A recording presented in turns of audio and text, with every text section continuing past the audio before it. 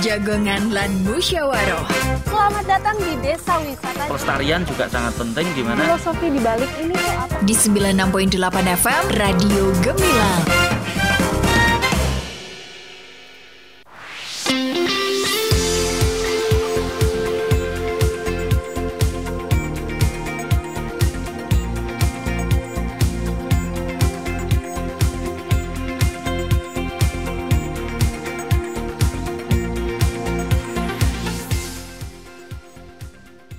Sembilan 96.8 FM LPPL Radio Gemilang, Jendela Musik dan Informasi. Selamat siang sahabat Gemilang, gimana kabarnya untuk siang hari ini?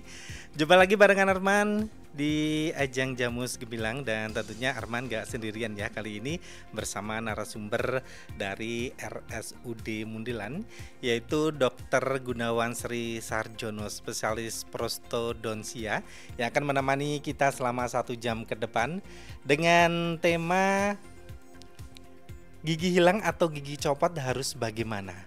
Harus bagaimana gitu ya.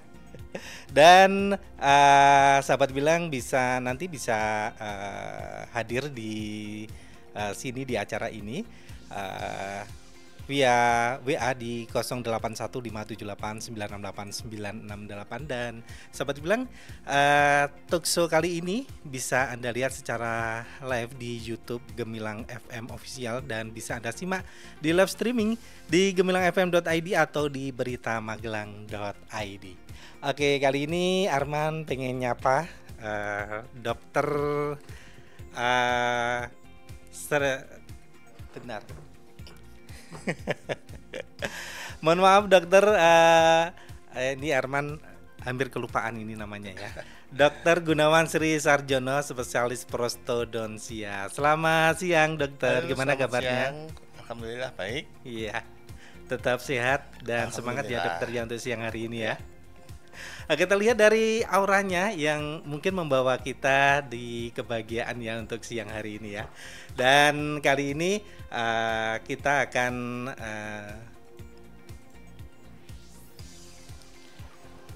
mengangkat tema yaitu gigi hilang atau gigi copot harus bagaimana.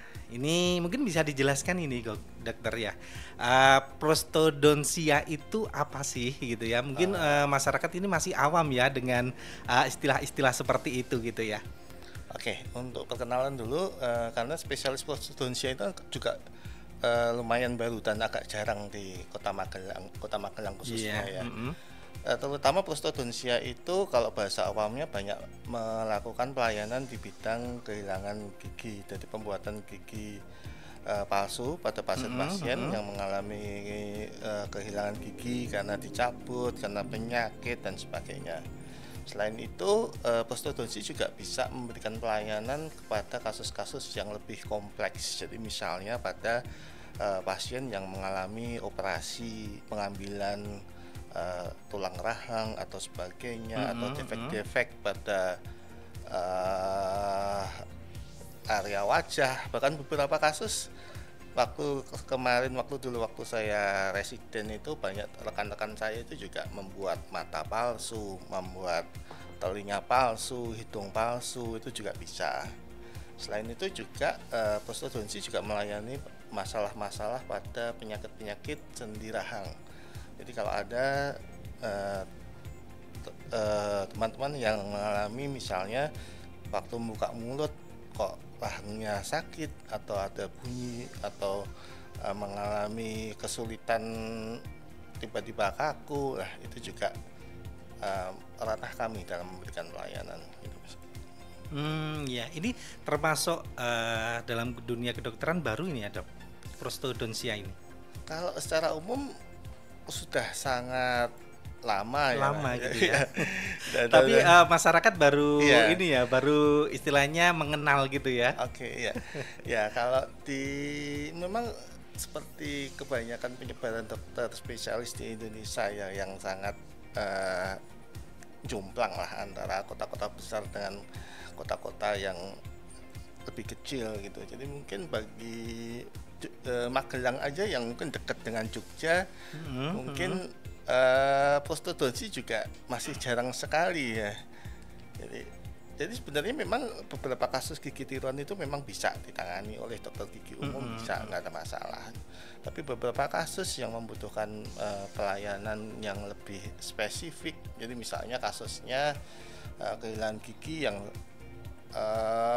misalnya gampangnya gusinya udah kecil sekali atau apa, nah itu akan ditangani ke yang spesialis. Atau bahkan yang sekarang banyak dilakukan itu perawatan implan gigi yang membutuhkan penanaman implan di dalam tulang, yang mungkin dokter gigi umum belum banyak yang melakukan, tapi di kota-kota besar sekarang trennya untuk penghilangan gigi itu banyak yang memilih menggunakan implan. Nah, itu juga akan dilayani oleh spesialis prostodonsi dan spesialis gigi yang lain.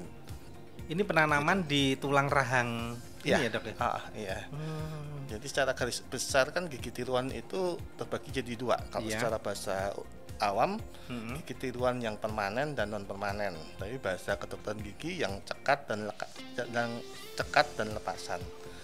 Lepasan itu artinya bisa dilepas pasang sendiri oleh pasien, sedangkan cekat itu dilakukan pemasangan disementasi ke giginya oleh dokter gigi. Jadi pasien tidak bisa pasang sendiri.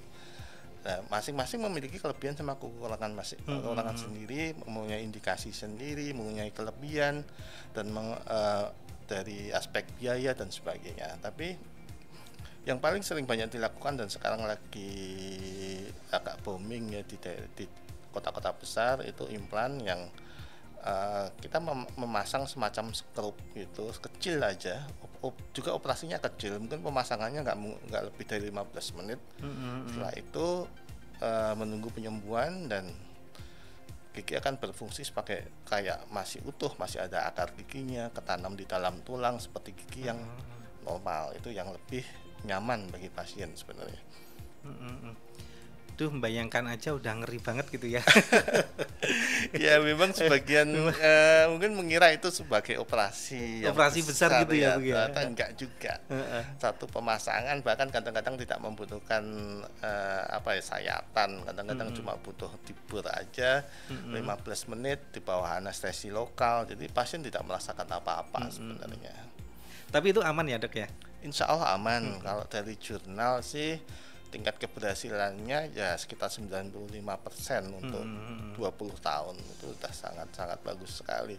Karena sebelum memasang juga kita melakukan serangkaian pemeriksaan. Jadi nggak boleh langsung datang besok pasang, tidak. Tindakan gitu ya? Iya, jadi harus di ronsen dulu, harus ada pemeriksaan lab biar memastikan semuanya aman. Kalau udah clear, kita tentukan perawatan, pemasangannya di sini, nanti pakai yang ukuran segini gitu, baru oke, kita laksanakan. Jadi insya Allah aman sih. Kalau tidak aman mungkin akan tersaring waktu kita melakukan pemeriksaan di awal. Itu termasuk gigi yang masih ada akarnya atau memang gigi yang udah copot gitu dok?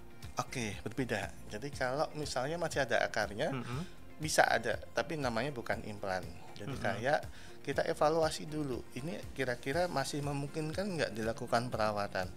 Kalau masih memungkinkan, ada namanya perawatan saluran akar. Jadi mengkondisikan akarnya itu agar dia mampu untuk menerima perawatan untuk dipakai untuk mendukung gigi tiruannya. Nah, kalau akarnya masih bagus, itu namanya mahkota pasak. Jadi ya kalau bentuknya sih semacam implan juga, tapi sebenarnya bukan implan. Dia ditanam di dalam akarnya, jadi giginya tidak usah dicabut.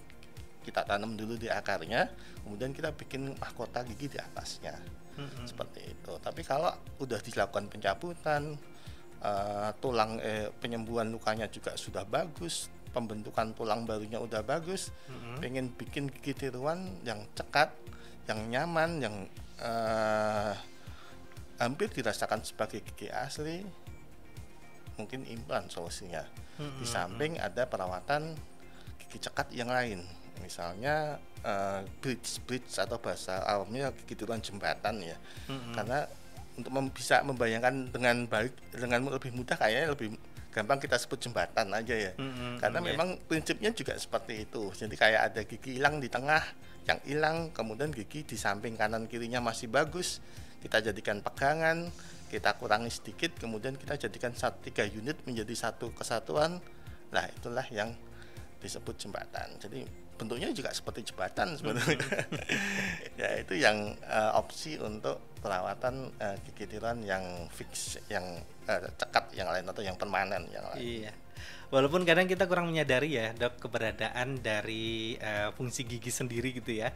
Gigi ini mungkin memiliki fungsi yang sangat vital gitu ya dalam kehidupan sehari-hari gitu ya. Mungkin juga bisa menjadi kan kita estetik gitu ya Dok ya. Kalau kita kitanya giginya ompong gitu juga kurang pede gitu ya. Ya kalau untuk pasien yang masih berusia relatif muda ya mungkin estetik yang menjadi masalah utama, masalah concern utama. Tapi pada pasien-pasien yang berusia agak lanjut, mungkin berusia agak sepuh misalnya, ternyata kehilangan gigi itu juga berpengaruh dengan status gizi dari seseorang. Bagaimana pola makan orang yang tidak mempunyai gigi, atau dia harus karena keterbatasan pengunyahan dia harus memilih makanan tertentu, itu ternyata menurut penelitian juga ngaruh ke status gizi pada orang lanjut usia misalnya. Iya. Selain itu mungkin beberapa pasien saya ada yang datang, dok saya udah lama udah dicabut udah lama, tapi kok pipi saya jadi gak simetris kanan kiri ya. Ya itu juga salah satu sebab kehilangan gigi yang berlangsung secara lama, atau kerusakan gigi yang nyebar. Jadi kadang-kadang pasien itu berpikir, dok gigi saya berlubang udah saya cabut, tapi kok sekarang kayak nyebar ya, kayak ke gigi-gigi sampingnya ya. Itu bagaimana? Harusnya kan gigi kan harusnya satu-satu ya dok ya, tapi kenapa kok jadi satunya sampingnya juga ikut lubang? Yang agak tidak disadari oleh pasien, gigi itu tidak tertanam di dalam rongga mulut itu dalam keadaan yang fix. Jadi artinya gigi itu bisa bergerak. Artinya kalau misalnya sampingnya ada yang dicabut, maka gigi sampingnya itu akan cenderung bergerak mengisi daerah yang kosong itu tadi. Oh, bisa bergeser gitu ya, bisa Dok, bergeser. Ya, untuk mengisi yang itanya yang lepas gitu ya. Iya, terus gigi atasnya juga bisa motot ke bawah misalnya. Karena giginya itu geser, sebenarnya gigi kalau masih utuh semua, kontak antar gigi itu sangat bagus, saling lindungi. Jadi makanan tidak bisa masuk ke selip di situ. Tapi karena giginya ini kemudian geser, kontak antar gigi ini tidak lagi bagus. Makanan mulai sering keselip di situ.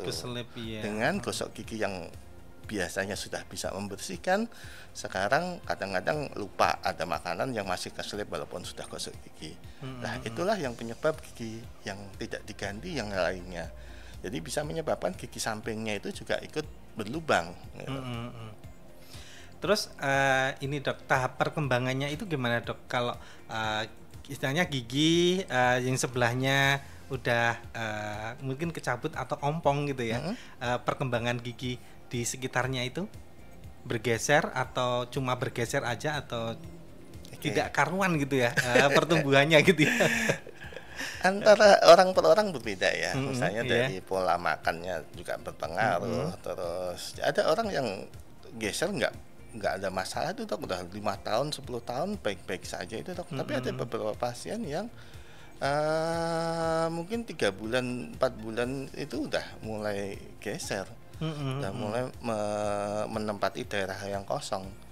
Sebenarnya kalau keluhan secara langsung ini jarang sekali dirasakan oleh pasien. Mungkin ini jangka panjang gitu ya. Ya, yang paling sering dilakukan mulai pasien itu biasanya gigi mulai terasa ngilu kalau kena makanan dingin. Karena bagian akar gigi yang biasanya ketutup gusi, karena giginya geser dia juga ikut terekspos.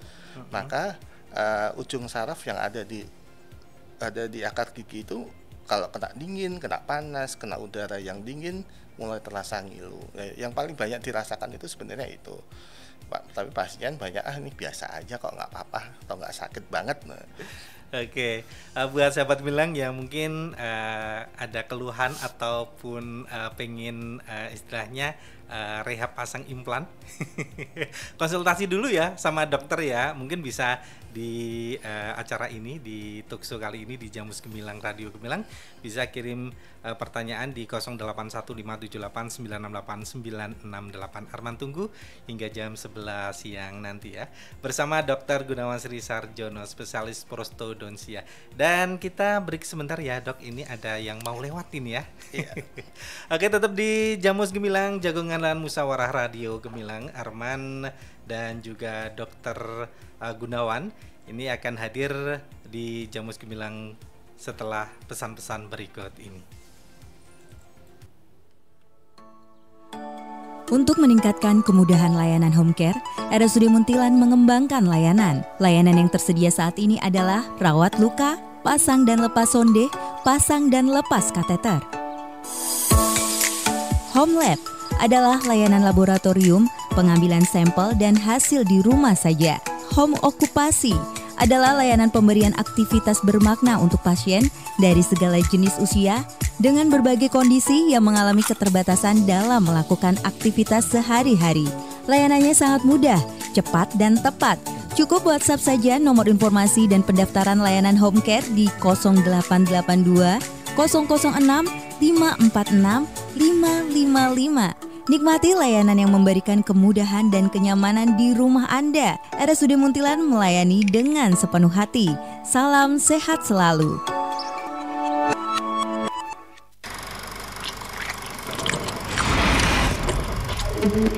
Stunting masih menjadi PR yang harus diselesaikan bersama. Stunting adalah kondisi gagal tumbuh pada anak di bawah 2 tahun yang disebabkan karena kekurangan gizi pada waktu yang lama.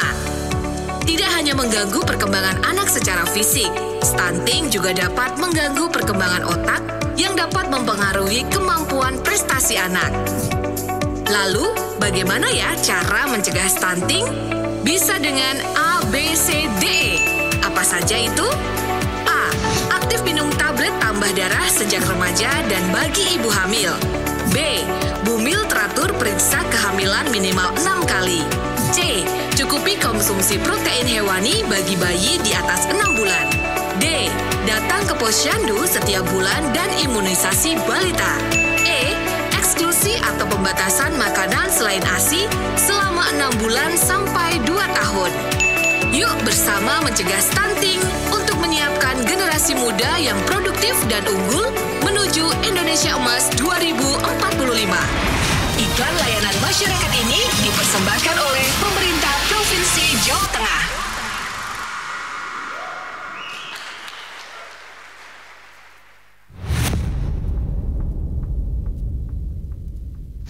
Maraknya modus penipuan online melalui WhatsApp jadi salah satu kejahatan online yang harus diwaspadai. Jangan sampai karena lalai, kita justru jadi korban kejahatan penipuan online. Lalu, bagaimana cara mencegah penipuan online atau phishing ya? Yang pertama, verifikasi sumber pesan yang diterima. Kedua, hindari mengklik tautan yang mencurigakan. Ketiga, tinjau permintaan izin aplikasi pada smartphone. Keempat, perbarui sistem operasi dan aplikasi yang terpasang.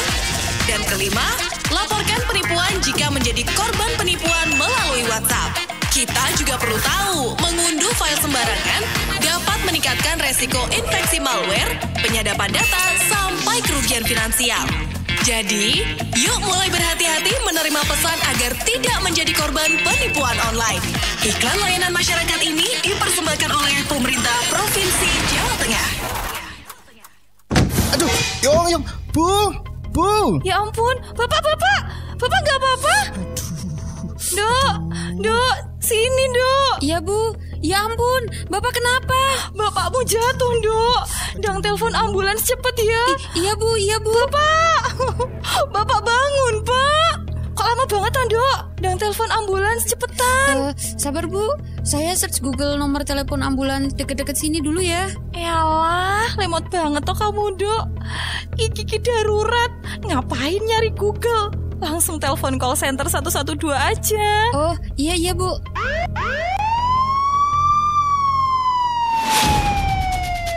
Melalui layanan bebas call center 112, masyarakat bisa melaporkan masalah kedaruratan di wilayah Kabupaten Magelang. Kejadian darurat yang dimaksud meliputi bencana, kebakaran, kejahatan, kecelakaan, KDRT, gangguan hewan, hingga kerusuhan. Masyarakat bisa menghubungi call center 112 melalui pesawat telepon maupun telepon genggam. Bahkan tetap bisa melakukan panggilan darurat dalam kondisi phone lock atau layar telepon genggam terkunci. 112, selamatkan jiwa. Iklan layanan masyarakat ini dipersembahkan oleh 96.8 FM LPPL Radio Gemilang, Jendela Musik dan Informasi. Masih ada ikuti Jamus Gemilang, Jagongan lan Musyawaroh. Di 96.8 FM LPPL Radio Gemilang.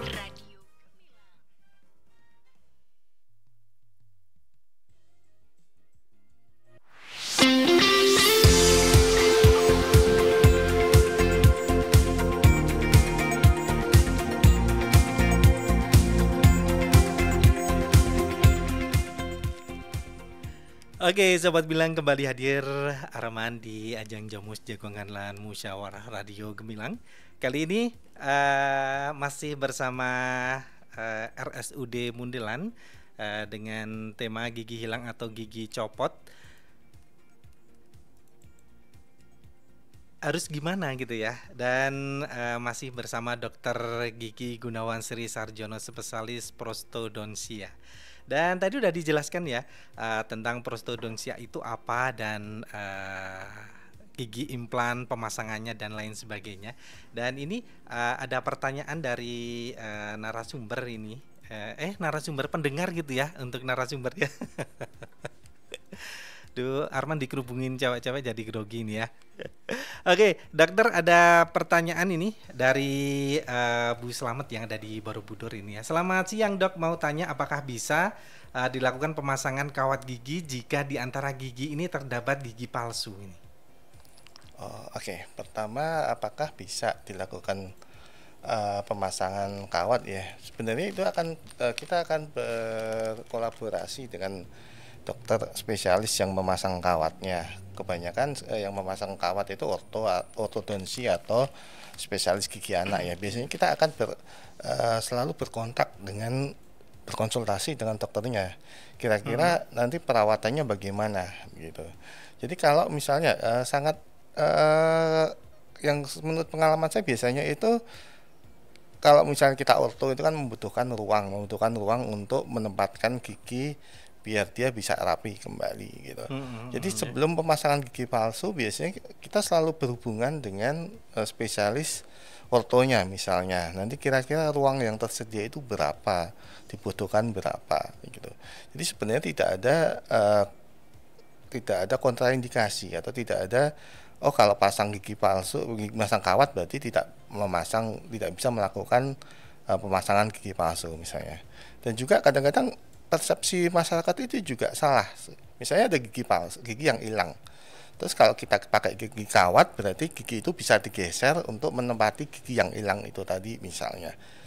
Tidak seperti itu juga, karena menggeser gigi itu tidak bisa dilakukan secara horizontal seperti itu. Jadi kalau orto biasanya ya terbatas cuma bisa menggeser beberapa mili. Tapi kalau bisa nggak dok gigi hilang itu digantikan gigi yang belakangnya dengan kawat gigi kita geser ke depan biar dia bisa menempati ruang gigi yang sudah dicabut itu. Tidak bisa sebenarnya. Mungkin kalau bisa ditempati pun posisinya juga agak sedikit miring. Jadi tidak bisa ideal dia akan menempati secara sempurna untuk menutupi gigi yang sudah dicabut seperti itu. Oke, ini ada pertanyaan lagi ini dok dari Berdiansa ini di Instagramnya RSUD Mundilan ini ya. Dok, apa keuntungan dan kelebihan gigi tiruan permanen dan lepasan? Oke, secara umum tadi sudah saya sedikit singgung tentang lepasan dan gigi tiruan cekat. Jadi gigi tiruan yang banyak sekarang menjadi pilihan itu yang gigi tiruan yang lepasan. semua perawatan mempunyai kelebihan, kekurangan sendiri, indikasi sendiri, dan konsekuensi misalnya tentang biaya dan perawatan pendahuluan yang mungkin diperlukan sebelum melakukan perawatan. Yang paling sederhana itu biasanya yang bisa kita lakukan itu gigi tiruan yang lepasan. Artinya kelebihannya dia perawatannya relatif cepat. Jadi misalnya membutuhkan 2 atau 3 kali kunjungan pertama kita cetak, kunjungan berikutnya sudah bisa dipasang. Dari segi biaya memang dia lebih murah dibandingkan perawatan gigi yang cekat. Tetapi juga ada konsekuensinya. Jadi kalau sahabat gemilang menyempatkan diri untuk misalnya browsing, untuk melihat bagaimana sih macam-macam gigi tiruan itu, ya yang lepasan ini kekurangan yang bukan kekurangan ya, dia memiliki bagian yang disebut sayap. Sayap itu digunakan untuk mendukung gigi tiruannya. Artinya ukuran gigi yang hilang itu, ukuran gigi palsunya pasti lebih besar dari gigi yang hilang, karena ada bagian sayap yang digunakan untuk menanam gigi tiruan lepasan tadi. Yang otomatis yang dalam rongga mulut yang ya relatif kecil ya, ada benda asing yang sayap tadi, bagi beberapa pasien mungkin dirasakan perlu adaptasi, perlu penyesuaian. Bukan tidak nyaman banget, tetap bisa dilakukan adaptasi. Ya mungkin kalau dari pengalaman pasien saya, memakai gigi palsu lepasan itu kayak kita ngemut sesuatu lah, ngemut permen karet yang sudah tidak ada rasanya. Ya seperti itulah gigi palsu lepasan itu, mungkin rasanya seperti itu. Tapi dia juga bisa berfungsi secara normal sebenarnya. Buat makan juga nggak masalah, tidak ada pantangan khusus, misalnya nggak boleh makan ini, nggak boleh makan ini, tidak. Tapi juga butuh adaptasi, yang itu adaptasi bisa berbeda-beda di pasien. Takut ketelan nggak sih dok kalau kita lagi makan gitu? Mungkin kita lihat di YouTube ada yang itu ya, yang niup apa itu ulang tahun ya, dia lompat sendiri. Itu ya. Jarang sekali sebenarnya. Jadi kalau ketelan, sepengalaman saya belum pernah ya, gitu ya. Jadi misalnya beberapa pasien ada, misalnya beberapa pasien yang kejang-kejang itu ada gitu. Tapi untuk pasien yang masih normal, masih kesehatan secara umumnya bagus, ketelan itu jarang sekali. Jadi walaupun dia mungkin dibandingkan yang cekat dia lebih murah misalnya, tapi bukan berarti dia juga lebih jelek atau dia ya ini KW1, KW2, KW3 gitu. Tidak seperti itu. Jadi semua macam perawatan baik yang lepasan maupun yang cekat itu memiliki keunggulan yang masing-masing sendiri. Yang itu harus disesuaikan dengan misalnya kondisi secara umum pasien atau budgetnya lah yang paling ngaruh kan, ini mahal atau enggak gitu. Jadi nggak masalah juga, yang lepasan juga tidak ada masalah, yang cekat juga tidak ada masalah. Yang sampai cekat, saat ini masih aman-aman aja gitu ya? Aman-aman aja. Okay. Yang jelas gigi palsu itu tidak boleh terasa sakit. Kalau terasa sakit berarti ada sesuatu, ya itu yang harus dikontrol. Tapi kalau ketidaknyamanannya, menurut saya ya masih bisa diterima sih sebenarnya. Gitu. Oke, ini ada pertanyaan lagi nih dok. Selamat siang, Gemilang dari Fakih di Mundilan mau tanya, ini bisa pasang tanam gigi implan nggak ya? Terus biayanya berapa? Mungkin ini yang ditanyakan oleh banyak orang gitu ya. Oke, ya sekarang implan sudah mulai menarik banyak atensi dari orang yang kehilangan gigi ya. Sebenarnya selain implan juga ada tadi yang gigi tiruan jembatan tadi yang lebih sederhana.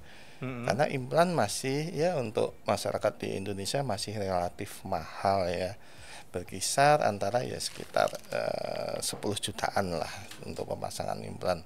Kalau menurut kalau di RSUD kan kita memakai tarif yang berdasarkan peraturan daerah itu ya, itu berkisar antara 7 sampai 12 juta. 7 sampai 12 itu. Ya. Itu untuk satu gigi ya. Ya. Itu untuk implan.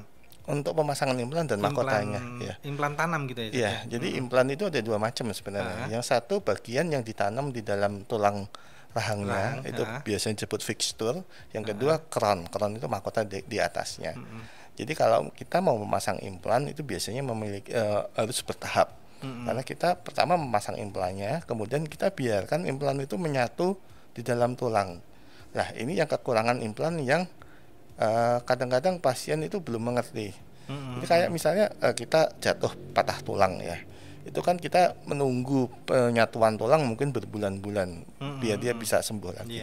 Implan juga membutuhkan seperti itu. Jadi sebelum dia dipasang mahkota gigi di atasnya, dia harus menunggu selama 2-3 bulan tergantung usia pasien misalnya. Tapi setelah itu selesai, kita baru bisa memasang mahkota gigi di atasnya.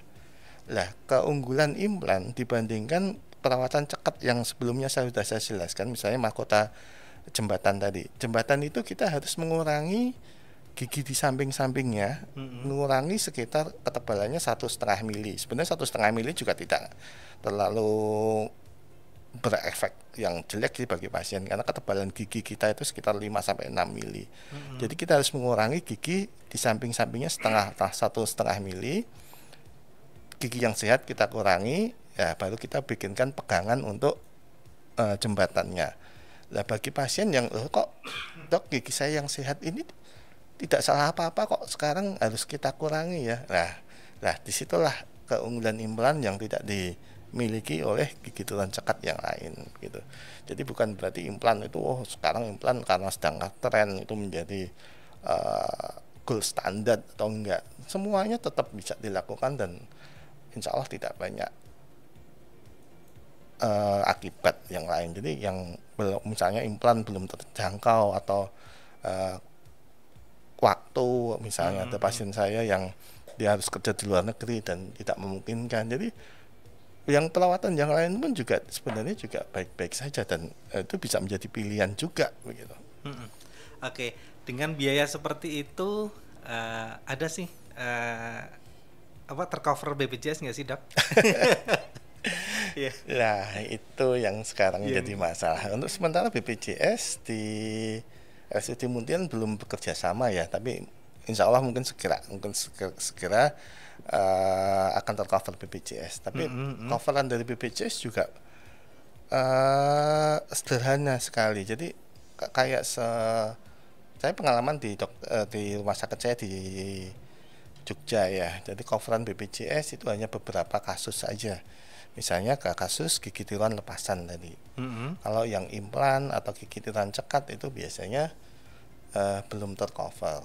Dan kalaupun tercover biasanya statusnya itu subsidi. Jadi bukan diganti penuh oleh BPJS untuk mengganti. Gitu ya, oke. Gitu. Jadi misalnya kalau nggak salah peraturan BPJS itu kalau kehilangan giginya kurang dari 9 kalau nggak salah itu akan dibantu sekitar 250.000 gitu. Jadi belum untuk implan terus terang belum tercover. Gitu. Iya, oke. Buat sahabat bilang yang mungkin masih pengen bertanya di talkshow ini tentang seputar gigi gitu ya, bisa gabung di line WA di 081578968968. Dan mungkin ada pertanyaan lagi nih dok, sekalian ya Arman bacakan ini ya dari Siva yang ada di mana ini, Magelang ya. Anak saya masih 2 tahun, kelihatannya giginya tidak rata, apa besok sampai besar masih tidak rata? Biar rata kira-kira untuk melakukan tindakan di umur berapa ya dok ya? Oke, kalau tentang perkembangan anak yang masih dalam usia dini, sebaiknya lebih tepat konsultasinya itu ke spesialis kedokteran gigi anak. Di RSUD Munthilan juga ada. RSUD Munthilan juga ada pelayanan tentang kedokteran gigi anak. Mungkin ibu bisa datang ke RSUD untuk berkonsultasi setiap hari, insya Allah beliau ada. Nanti akan biasanya kalau perawatan gigi dalam masa pertumbuhan itu akan selalu diikuti pertumbuhannya. Karena dalam gigi anak itu juga ada fase pergantian antara gigi susu dengan gigi dewasa. Yang gigi dewasa pertama kali muncul sejak usia 6 tahun sampai nanti usia selesai pertumbuhan sekitar usia 13 atau 14 tahun. Jadi kalau untuk gigi anak memang butuh perawatan yang spesifik. Jadi nanti akan dikawal sama dokter gigi anaknya untuk perawatan pergantian giginya itu bagaimana agar giginya tumbuh sesuai urutan yang sebenarnya. Jadi nantinya gigi yang permanen itu bisa menempati posisi yang sebenarnya. Jadi dia tetap dalam posisi yang rapi nantinya. Jadi walaupun gigi anaknya sekarang ya namanya anak-anak kan ya susah ya, gosok gigi susah atau apa yang sebagainya, itu juga tetap harus dilakukan perawatan karena itu juga mempengaruhi pertumbuhan gigi permanennya. Jadi jangan berarti gigi anak ini nanti usia 6 tahun ganti jadi dibiarkan berlubang aja misalnya. Tidak seperti itu juga karena itu akan berpengaruh juga terhadap urutan tumbuh dari gigi permanennya. Nanti kalau tidak sesuai urutan ya mungkin besarnya kelihatan giginya dari berdesakan dan sebagainya. Tidak rata gitu ya. Iya. Oke, tadi udah dijelaskan panjang lebar ya pertanyaan-pertanyaan dari pendengar ini ya. Dan kita kembali mungkin ke tema prostodontia. Mungkin restorasi gigi ini, Dok. Mungkin perawatan prostodontia, restorasi gigi ini mungkin bisa dijelaskan ini, Dok. Oke, restorasi gigi. Restorasi itu kita mengembalikan ke kondisi semula. Jadi sebenarnya untuk masalah restorasi ini misalnya penambalan gigi lah gampangnya. Nambal gigi itu akan misalnya spesifik itu akan dibagi menjadi 2 spesialis. Ada spesialis konservasi gigi yang dia lebih mendalami tentang perawatan gigi itu, misalnya giginya berlubang, itu apa yang harus kita lakukan, misalnya perawatan saluran akar dan sebagainya. Yang kedua, perawatan terhadap giginya itu sendiri. Artinya setelah ini berlubang mau diapain? Apakah mau ditambal biasa, jadi seperti yang biasa kita temui, ditambal menggunakan sinar atau non sinar di klinik-klinik gigi, atau dia membutuhkan misalnya perawatan yang lebih kompleks, misalnya membutuhkan mahkota baru untuk menggantikan mahkota gigi yang sudah rusak. Jadi tidak selalu gigi yang misalnya kayaknya giginya ini udah berlubang parah, Dok, bisa nggak kita cabut aja kemudian gigi palsu. Walaupun saya spesialis gigi palsu dan saya ya namanya gigi hilang itu kan berarti rezeki bagi kami. Tapi sebenarnya tidak seperti itu gitu loh. Gigi palsu itu bagaimanapun tidak akan menggantikan kenyamanan gigi asli 100%. Jadi kalau gigi palsu, misalnya giginya berlubang besar, itu masih bisa nggak sih dilakukan perawatan misalnya? Karena rasanya itu pasti akan berbeda gitu. Bahkan beberapa kasus pasien saya yang bahkan giginya sangat goyang sekalipun, biasanya saya tunda dulu perawatan pencabutannya, dipakai dulu aja lah. Atau gigi yang lubang itu bisa nggak sebelum dicabut kita buatkan gigi palsu itu ditambal dulu lah. Ya mungkin biayanya mungkin lebih mahal atau memakan waktu yang lebih lama daripada cabut besok bikinkan gigi palsu selesai. Tapi ya karena itu memang bikinan manusia ya pasti ya tidak bisa 100% menggantikan fungsi gigi asli yang bikinan Tuhan gitu. Jadi kalau dari kenyamanan sebenarnya ya kita harus berusaha dulu. Gigi itu bisa direstorasi nggak? Bisa kita tambal nggak? Bisa kita pertahankan nggak? Karena opsi mencabut gigi, opsi untuk membuat gigi palsu itu ada di akhir aja. Jadi jangan giginya lubang sedikit cabut aja besok bikin gigi palsu. Masalahnya sederhana. Menurut saya kalau bisa dilakukan perawatan ya lakukan perawatan dulu. Harus ini ya, Dok ya, dirawat, dijaga gitu ya. Iya, dirawat, dijaga ya. Biar tidak bisa tergantikan. Istilahnya seperti itu ya, Dok ya. Iya. Kalau lebih sudah nyaman mentok, gitu ya. Ya, kalau sudah mentok lah itu baru akan ketemu saya. Oke, Dokter, perbincangan kita pada kesempatan siang hari ini sungguh menarik banget ya. Kita break sebentar. Ini ada yang mau lewat ini ya.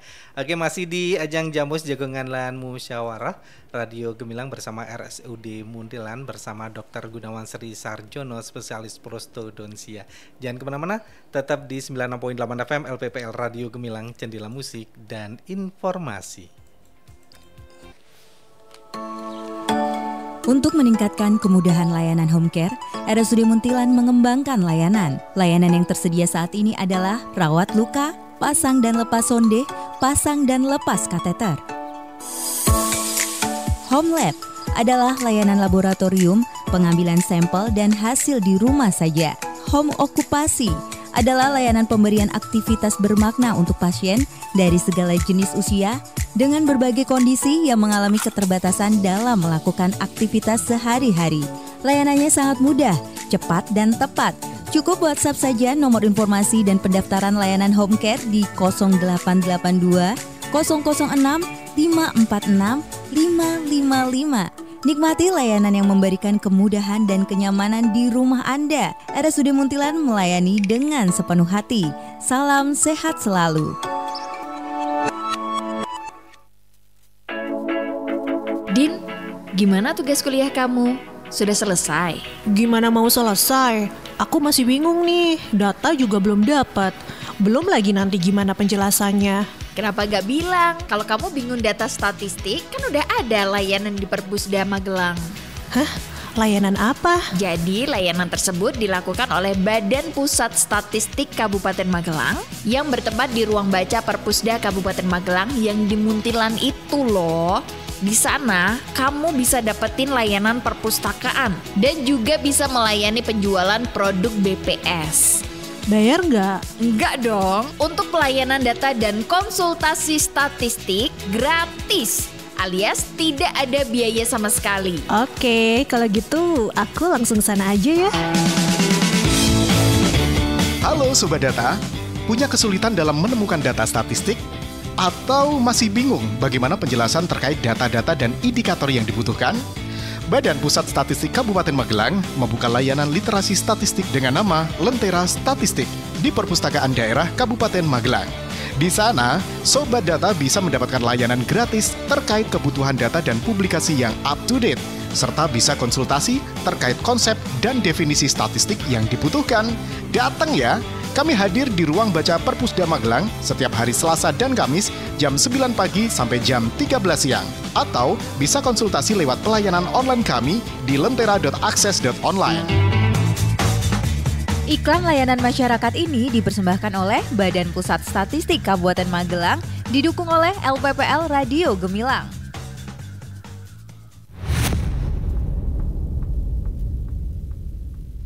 Maraknya modus penipuan online melalui WhatsApp jadi salah satu kejahatan online yang harus diwaspadai.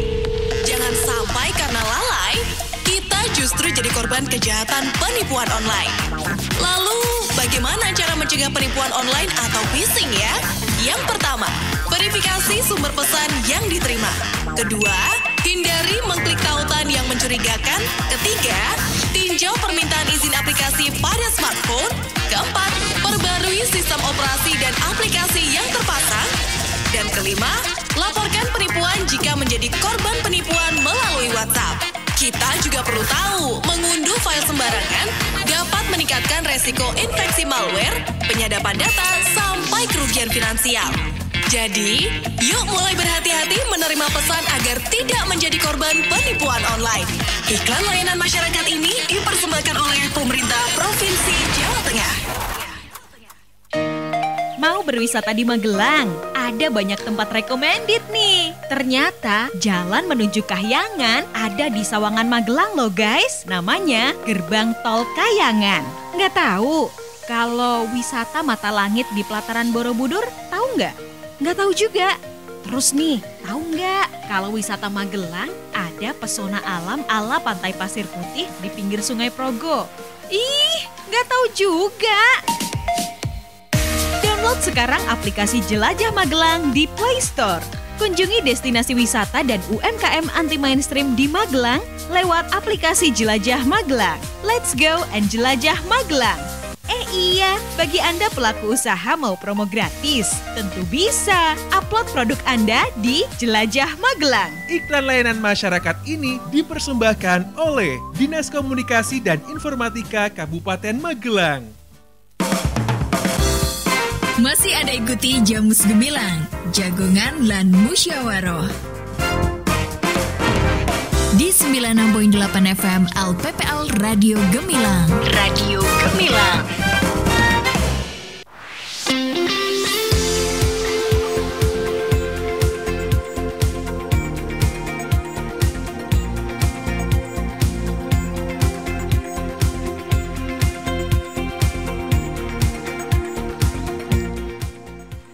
Kembali hadir Arman di ajang Jamus Jagongan Lahan Musyawarah bersama RSUD Muntilan.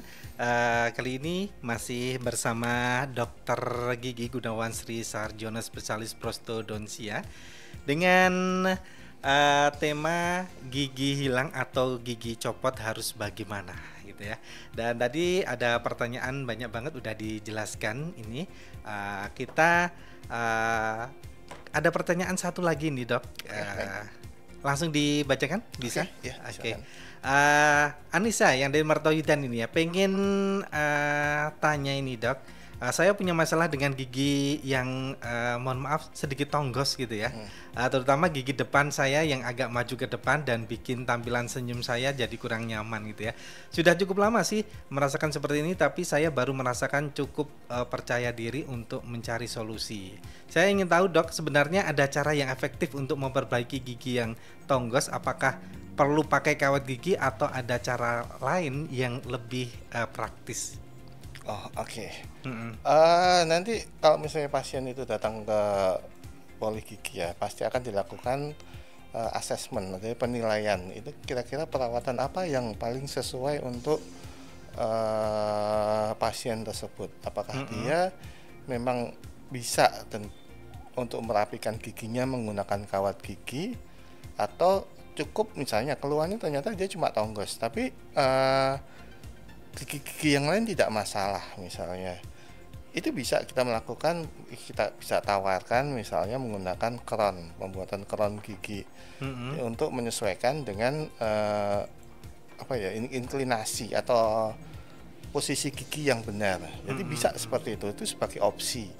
Walaupun sebenarnya untuk merapikan gigi ya harusnya juga ke dokter untuk pemilihan kawat gigi, tapi juga ada tadi yang saya kemukakan di awal, ada kekurangan sama kelebihan masing-masing.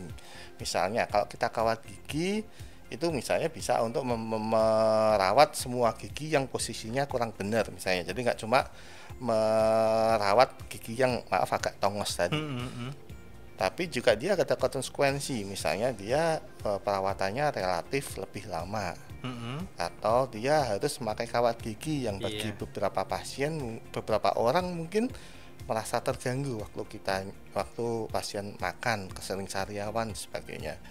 Kalau misalnya dia cuma masalahnya gigi satu atau dua gigi tongos saja, itu kita bisa melakukan perawatan crown gigi. Itu gigi yang asli kita kurangi dan kemudian kita bentuk mahkota baru yang terbuat dari bahan baru, misalnya dari bahan porselin atau logam yang dilapisi porselin. Kita bentuk menggunakan, menyesuaikan dengan posisi yang seharusnya. Tapi juga ya itu tadi, dia juga memiliki kekurangan sama kelebihan masing-masing. Misalnya kalau kita memilih crown, berarti kita harus mengurangi jaringan gigi sehat tadi, kemudian dibuatkan mahkota baru. Itu kan juga harus menjadi pertimbangan bagi pasien. Tapi tapi kelebihannya dia mungkin prosesnya lebih cepat.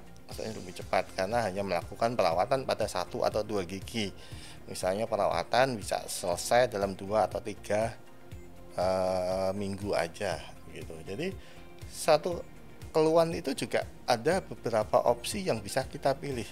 Tergantung pasien itu akan memilih opsi ini dengan konsekuensi kelebihan kekurangannya ini, konsekuensi biayanya segini, masa perawatan seperti ini. Jadi pasien akan bisa memilih apa yang sesuai untuk dirinya. Jadi tidak selalu kalau ini tongos harus ke orto, kalau tongos harus ke bikin gigi palsu prosto, belum gitu juga. Jadi pilihan tetap ada di pasien untuk memilih dia mau dilakukan yang seperti apa. Seperti itu. Oke, udah cukup jelas banget ya ini ya. Pertanyaan dari tadi Anissa yang ada di Mertoyudan ini ya. Dokter, ini jika ada mungkin keluhan ataupun nggak ada keluhan ini ya, kapan sih orang harus berkonsultasi dan mungkin perawatan gigi gitu? Oke. Secara umum yang dianjurkan untuk selalu periksa ke dokter gigi secara rutin itu 6 bulan sekali. Iya. Kenapa harus kita memilih 6 bulan sekali misalnya? Kenapa nggak setahun atau 2 tahun sekali? Iya. Soalnya sebenarnya masalah gigi itu tidak mungkin berlangsung dalam keadaan yang segera. Jadi nggak ada gigi yang mulai dari baik-baik saja sebulan berikutnya sudah hancur karena lubang gigi, itu jarang sekali. Jadi dalam 6 bulan sekali itu diharapkan pasien itu melakukan pemeriksaan gigi secara menyeluruh untuk mulai mengenali apakah mulai ada tanda-tanda misalnya karies gigi atau lubang gigi. Yang kalau misalnya ada tanda gigi, ada lubang pada gigi, bisa kita lakukan secepat mungkin untuk melakukan perawatan gigi itu. Jadi jangan nanti kalau sakit ke dokter gigi aja, kalau nggak sakit nggak usah. Padahal di situ sudah mulai ada tanda-tanda lubang gigi misalnya. Atau tadi jangan persepsi rasa sakit itu kan setiap orang tadi berbeda-beda. Ada orang yang lubangnya baru kecil tapi sudah sakitnya setengah mati. Ada gigi yang sudah hancur, tinggal akarnya aja dia nggak merasa sakit. Karena yaitu persepsi rasa sakit itu sangat individual sekali. Jadi kalau kita menggantungkan kalau sakit saya butuh ke dokter gigi, itu tidak tepat juga gitu. Jadi menurut saya paling bagus itu tadi pencegahan 6 bulan sekali, atau kalau dirasakan ya 3 bulan sekali misalnya, untuk melihat tanda-tanda kerusakan gigi sedini mungkin agar perawatannya juga sesederhana mungkin dan biayanya juga semurah mungkin. Karena kalau misalnya tadi gigi yang udah terlanjur hilang, opsi yang paling baik harus implan, jadi harus puluhan juta misalnya, itu kan sayang sekali. Misalnya kalau gigi itu masih lubang, ya mungkin dengan puluhan atau ratusan ribu, atau bahkan kalau itu ditanggung BPJS itu bisa gratis, itu kan lebih menguntungkan bagi pasien gitu. Iya, terakhir dokter, mungkin pesan-pesan dari dokter untuk masyarakat ini tentang kesehatan gigi gitu dok. Oke, khususnya dalam bidang saya tentang prostodonsi ya.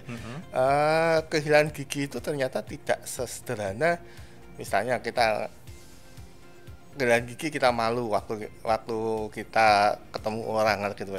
Karena kehilangan gigi itu ternyata lebih kompleks. Salah satunya ya pola pengunyahan kita juga pengaruh.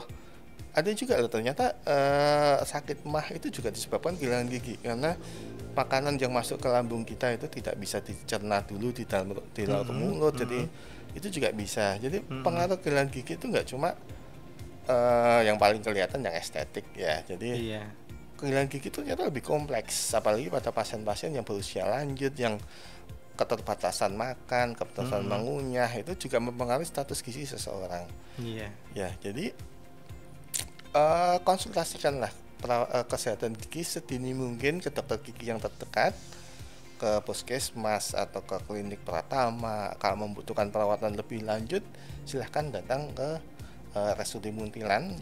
Ada beberapa spesialis. Ini jadwal prakteknya di klinik prostodonsia ini? Untuk prostodonsi untuk sementara masih seminggu 2 kali, dari Selasa sama Kamis di jam 4 sore, jam 16 sampai jam 18.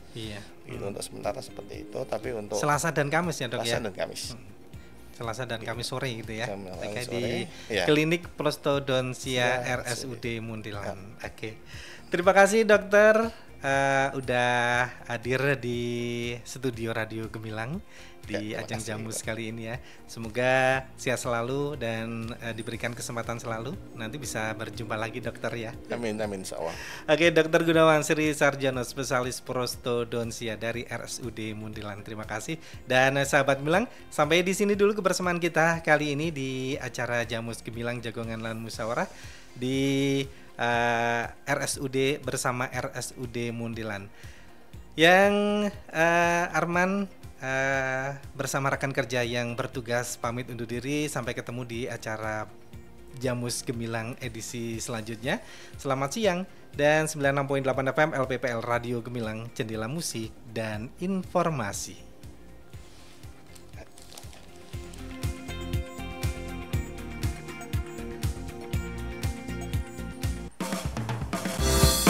Baru saja Anda dengarkan Jamus